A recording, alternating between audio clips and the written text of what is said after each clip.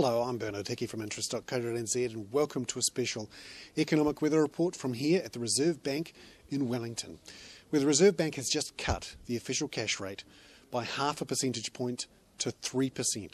Now this was in line with market expectations, although there were a few economists who'd said that the Reserve Bank could cut by a full 1% to 2.5%. But the thing that really surprised the markets was the comments from Alan Bollard, in which he said that interest rates wouldn't fall much from here. In fact, he didn't see them falling much lower than 2.5%. He said New Zealand needed to stay competitive in international capital markets. I think that was code for saying our current account deficit is large and we can't afford to cut interest rates too far, otherwise foreign investors may abandon us. He also said that there's no point in cutting interest rates too close to zero, and when he said zero he meant real interest rates too close to zero, because you can't really boost the economy. Now inflation is likely to stay around the middle of the forecast track of 1 to 3%, so that's around about 2%. So what he's saying is that when we get a real interest rate down close towards 0% or 2% in actual terms, then you're not actually doing much with monetary policy. Now this is interesting.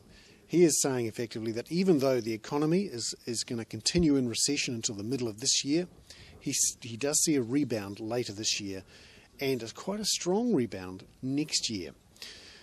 This has surprised some people in the markets, given that international central banks have been cutting their rates to almost zero. The Reserve Bank in England and the Federal Reserve in the US have their rates at virtually 0%.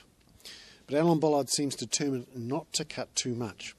Now we've seen reaction already from the foreign exchange markets, where the New Zealand dollar rose to 51 cents because of this surprisingly hawkish language from Bollard. And we also saw some news from a couple of banks so far, although it's early in the day. BNZ has cut some of its business rates, and Westpac has come out and said it won't be cutting its fixed rates. Well, there we have it, an economic weather report brought to you in association with ASB. I'm Bernard Hickey for Interest.co.nz at the Reserve Bank building here in Wellington.